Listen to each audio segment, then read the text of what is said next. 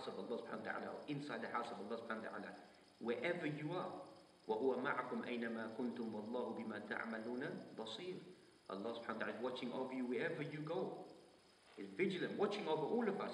And Allah subhanahu wa ta'ala is all hearing, the all knowing. So that's the first thing, is ibadat. Is be ritual about our worship. That's the first thing, especially the prayer. Because we know that living in the West, most people don't care about their prayers. People have the weird and wonderful views that I'm studying, I've got a lesson, I've got this, and I'm mixing with non-Muslims, I've got work commitments. What does the Quran say? إِنَّ الصَّلَاةَ كَانَتْ عَلَى الْمُؤْمِنِينَ كِتَابًا مَوْقُوتًا. Prayers we prescribed for believers at set times. No one asked you to come here. If you decide to come here, you decide to live here, then this is all Ardullah subhanahu wa ta'ala. That's the Prophet Muhammad was given 5 things that no Prophet was ever given before. Amongst those 5 things, the whole of the earth is a place of worship. The whole of the earth is a place of worship. So the time of Salah comes, you offer your prayer. Simple. Remember, prayer is what attracts these people as well. It's a form of da'wah to these people. These people don't have no spirituality left anymore. I've grown up in this country. I know this country inside and out. When people say that you don't know nothing about the British culture and British people, I'm probably more British than the British people. The only distinction is I don't drink alcohol. And I don't have a British flag around me. But apart from that, I know who's on top of the football league at the moment, Manchester City. If they win, they're going to top the table, aren't they? So I know what's going around the community around me. I've lived here, brought up in this country. So no one can tell me that I don't know. But the main thing in this country is lacking spirituality. The Quran says, يَعْلَمُونَ ظَاهِرًا مِنَ الْحَيَاةِ الدُّنْيَا. Quran is praising them. They know everything about this world. The infrastructure, the development, the universities, the environment, it's all there. Quran is praising them. But look what the Quran then says.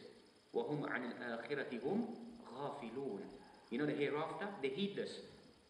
There's no ruhaniyah, there's no spirituality. They have no dream about returning back to Allah subhanahu wa ta'ala. They have no dream of doing good deeds. وَقَالُوا مَا هِيَ إِلَّا حَيَاتُنَا الدُّنْيَا نَمُوتُ وَنَحْيَا وَمَا يُهْلِكُنَا إِلَّا الدَّهْرُ. That's their slogans. We live and we die. The only thing that will destroy us is the passing of time. That's the Quran uses harsh words against people who stay away from Allah subhanahu wa ta'ala. Leave these people. ذَرْهُمْ يَأْكُلُوا وَيَتَمَتَّعُوا. Leave them alone to eat and drink. Like what? Like cattle, like beasts. The Quran says, أُولَٰئِكَ كَالْأَنْعَامِ بَلْ هُمْ أَضَلُّ. These people are like cattle, like beasts. Quran then goes another step and says they're more astray than a beast. At least a beast finds its way home. These people in a state of drunkenness, do they find their way home? Have you ever gone to the West End in London? Would you find people lying on the streets in a state of nudity, drunkenness, intoxication, don't even know their way home? Can't even find their way home. And so that's why one should be vigilant about that. We as Muslims, we shouldn't be falling into those traps of the slogans and what they believe in. And that's you find the 4th element that Imam Nawawi mentioned is as-sabr an ash-shahawat. Is to have sabr, control yourselves, to stay away from desires. This is written centuries ago, which still concerns us today. That if you want to find a way into paradise, one needs to control their desires.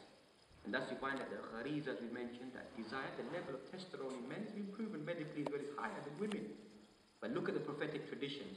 A person should learn how to swim, horse riding, wrestling, throwing an arrow, fighting with a sword. Any form of any physical combat at the moment, it would lessen your desires. Are masses of the Muslim youth involved in any form of physical contact? Rather you find the hadith of Sahih Bukhari, this ummah will begin to suffer from what? Obesity. Begin to suffer from obesity. So do we find that in the Muslim youth at the moment? Do they have any technical skill? Even mentally that you find. People talk about spiritually we're at a loss. I believe that mentally we're at a loss. Spiritually we're at a loss. Economically, alhamdulillah, we have a lot of wealth. But wealth is no good if you don't know what to do with it. If you're as thick as 2 planks of wood, excuse the expression, there's nothing you can do with wealth. Wealth can't buy everything. Some people think that wealth, you can just buy everything. No, you can't buy a mind. You can't buy a mind with wealth. You think you can just buy it, you can maybe buy a shahada, buy a certificate and think you've got it. But we've taught numerous students. You can't buy, that's what some people think, buy a certificate, buy education. You can't buy education. You have to learn, You have to study. If you want to change the perspective of your own self and your own people, you have to study to reach that level. But if your life just becomes entertainment, that's when you find you'll be very, very surprised that the Western world is beginning to influence its people towards education. We begin to move away from education. In the United States of America at the moment, you find separate sex, genders of universities, for women only, for men only. Why? Because they want their people to excel. They want their people to remain focused. So we want our youth to remain focused, that if you're doing something, then gain something that's going to benefit you inside this world and likewise inside the akhirah as well. So that removing any form of physical combat or a sport or an art that you find, it will lessen your desires that you have. Because we know that inna nafsa la'ammaratun bisu illa ma rahima rabbi. The soul is always calling towards inclinations. And thus the person needs to control it. The soul, if it's given the opportunity, this is talking about Yusuf alayhi salam, isn't it? Yusuf alayhi salam, the soul is calling towards inclinations, towards haram at times. It's given the opportunity to enter into it. Who was there? It was only Yusuf alayhi salam and the wife of the Aziz, a beautiful woman, was there. Who was there to stop him? No one. Except for that he heard the voice of Allah subhanahu wa ta'ala, or he heard someone's voice, or he saw a vision that stopped him from falling into this haram. But he had the fear of Allah subhanahu wa ta'ala. Likewise, inside the story of Yusuf alayhi salam, the 12th chapter of the Quran, what do we find? In the beginning, which concerns many Muslims today as well. They decided to take Yusuf alayhi salam, the brothers of Yusuf, and throw him. First they decided to kill him, but one of them said, don't kill him, and maybe we should throw him into a well. When they threw him into the well, what statement did they make? They said that we do this action, وَتَكُونُ مِن بَعْدِهِ قَوْمًا صَالِحِينَ. What's the lesson that we learn many Muslim youth today? They say, look, you know what, I do all my muharramat, I do my haram, and then later when I come to the age of arba'een or perform hajj, or I've gone back and I got married, وَتَكُونُ مِن بَعْدِهِ قَوْمًا صَالِحِينَ. Then I become a righteous person. So a lot of people, they know, don't think they don't know. That's what they're trying to play games with Allah subhanahu wa ta'ala. Remember, you can play games with the whole world. And you can play whatever games you want to play with the whole world. يُخَادِعُونَ اللَّهَ وَالَّذِينَ آمَنُوا وَمَا يَخْدَعُونَ إِلَّا أَنفُسَهُمْ وَمَا يَشْعُرُونَ. You cannot play games with Allah subhanahu wa ta'ala. You can play games with the world around you, but Allah subhanahu wa ta'ala His justice is fair.